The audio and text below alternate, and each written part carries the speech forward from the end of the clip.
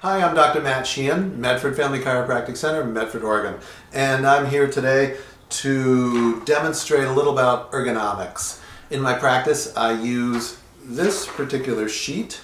Where I got it through the years, I have no memory, but it's a fantastic sheet for just discussing workplace ergonomics sitting at a computer desk. And just so you know, for you men, the skirt part is optional. You don't have to wear the skirt. And so what I wanted to do is just do a little demo of some of the details, because the devil's in the details, and show you what some of the finer points are in here that are so critical. And I spend a lot of my time during my day going over these points for patients who sit at a desk. So one of the major points that I always make to my patients is that it doesn't matter what work a chiropractor, physical therapist, massage therapist, acupuncturist does on any set of patients if critical factors like this are not addressed and straightened out.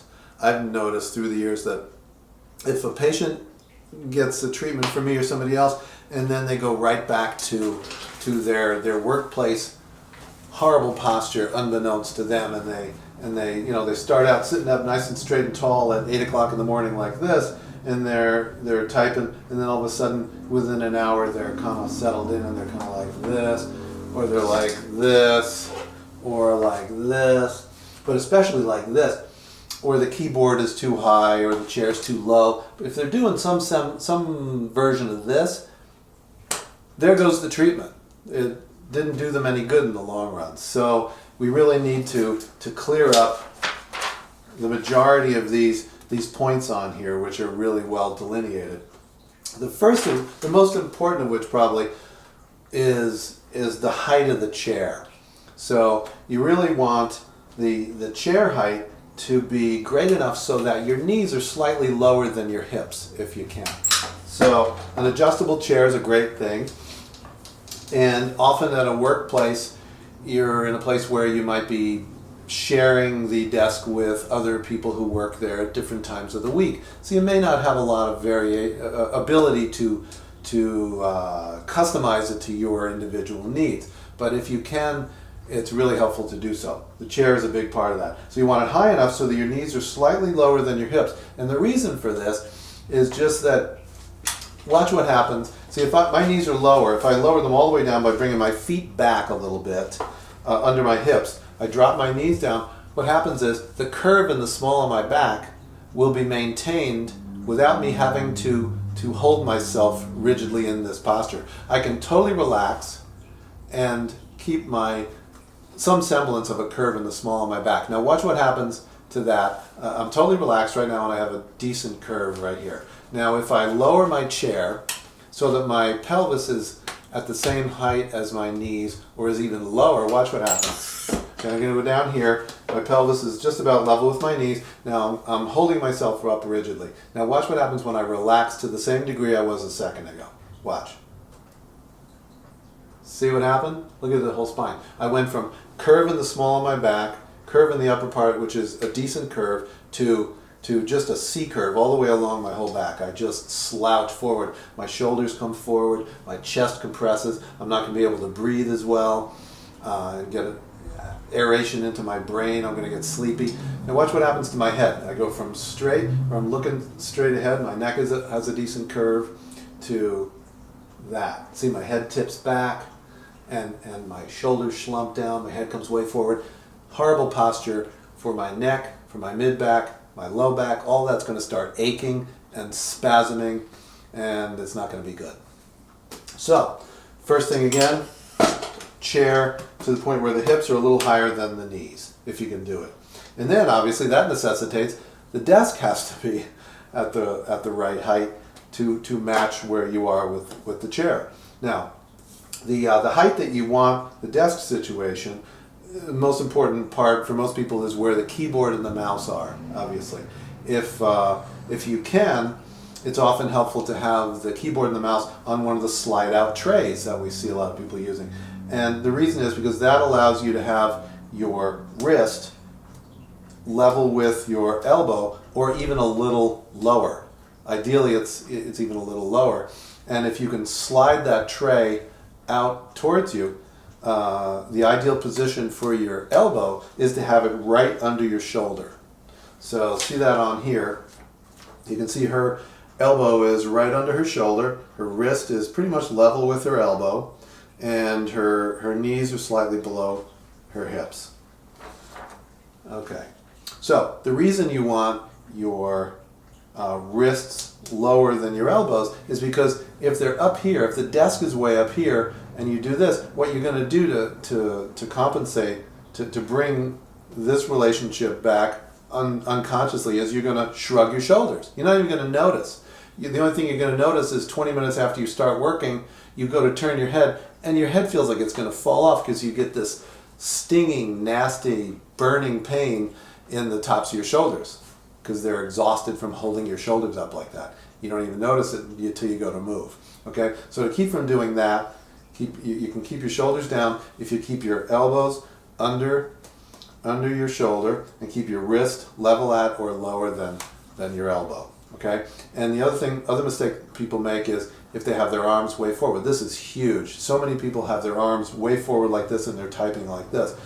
That rounds your shoulder blades forward like this, and what that does, I can feel it already, that what it does is it stretches those muscles between the shoulder blades and makes them weak, makes them work too hard, and they spasm, and then they start to cramp, and then you get problems between the shoulder blades. It also tends to lock your ribs. That's going to lock your ribs and pop them out on you posteriorly. A lot of them, you have a whole row of them on both sides that are just totally rigid and locked, causing lots of problems. So you don't want to do that. You want to have them here, and you want to have them low enough. They don't have to be on a slide-out tray. It's just helpful. If you have the desk at the right height, you don't need it. Okay. The next thing that we see here on this sheet, you'll notice she's looking straight ahead, and you want the top part of the visual part of your monitor to be level, if possible, with your eyes. That's really important if you're spending an 8 or 10 hour day sitting at a desk. If you're looking down, as I am here, at a laptop, so a lot of people have this problem at home, if they're at home doing work or fooling around with a laptop, you'll notice I'm looking straight down at this thing. Look at my neck curve. It goes from curved like this to reverse like this. For every inch that your head is forward of the midline of your body, for every inch that it comes forward, it adds 60 pounds of torque on these neck muscles. Okay, so if you're at work and you're looking down, the monitor's down there, it's not up on a stack somewhere, you're looking down, that really strains these neck muscles and it causes lots of problems. It also tightens up these front neck muscles, which I showed recently how to stretch. So look for another video for how to stretch these. So you want to take your monitor, put it up on a stack of phone books, and that's mostly what phone books are good for these days, right? Most of us don't use them anymore. Great, put them under the monitor, jack that sucker up so the top of the visual part is level with your eyes. Okay, so the next point I want to make is about how to use a laptop at home or at the office ergonomically correctly. If the laptop is down here, I'm typically going to be leaning forward and looking down. Horrible posture, we already talked about that. So what we really want to do with this is we want to make this into a desktop. So in order to make a laptop more of an ergonomically useful piece of equipment, what we need to do is go out and buy an inexpensive supplemental keyboard and mouse. You can pick them up at various stores. They're pretty inexpensive, $15, something like that. You can also get cordless ones that are great. And so what you're going to do there is you're going to situate the secondary keyboard and mouse where we said the desktop computer one should sit. And we already talked about that. So we want that right here, so the arms are positioned here. And then that allows us to essentially just use the laptop itself for the monitor. So we'll position the laptop now up here so that the top of the visual part of the monitor, again, is level with our eyes. We're not using this keyboard at all. We're using the supplemental one down here. And you also want the distance. Think about this. You want the distance from you to be dialed in so that you're not having to squint and look forward at it. So try and position this close enough so you get a really good view. All right, so you can keep your head in neutral position, not like this and going like this and all that, which will really mess up your whole posture. So they're close enough and at the right height. Okay, next thing I want to talk about is some cheapo chair solutions. Some of us have chairs that are really lousy. They don't go up high enough, or they're not very adjustable. Armrests are another really nice feature if they're adjustable and they're at the right height. If they're not, sometimes we'll tend to screw it up by, if they're too low, we'll sometimes slouch in order to get our arms down on the armrest, or over like this or something while we're doing one hand like this, or the mouse like this. That's not a good thing. You're better off not using the armrests at all if they're not in the right place. But if you can adjust them to the right height, so you're good here in your posture and your arms sit on them and they're relaxed, and these are relaxed up here, great. By all means, use them. Now, so we have some inexpensive solution for some problems for certain chairs here that I want to talk about. So one thing is a wedge. It's a foam rubber wedge, and this one goes for, I sell this in my office, $15, and you can sometimes get them in fabric stores, a wedge like this. Might be able to pick them up for a couple bucks. Most chiropractic offices have them or can order them. So the beauty of this is, you see it's a wedge, thicker in the back, thinner in the front, and what you do is you sit on it with the thick part under your pelvis, and you'll notice what it does is it raises the hips higher than the knees, so you get this slant effect. And the beauty of this is it adds a little height if the chair is too short, and it increases that angle here, so that when I, again, completely relax, I'm slouching a lot less. I don't have to muscle my way through the whole day where I'm holding myself up, because that can get exhausting too. So the less you have to try or think about it, the more you can devote your effort to your work. So a wedge is a good situation for some people. A lot of people don't like these things because they tend to slide off them or they're uncomfortable. But for the people that they're comfortable for, they can be a godsend. Okay, so the next thing I want to discuss about the optimizing your ergonomics sitting in a chair at work or in a car or at home is this company is called Back Hugger. This is just one of many, but it's basically, this is one I use in my car, but it's the same theory we use in a desk situation.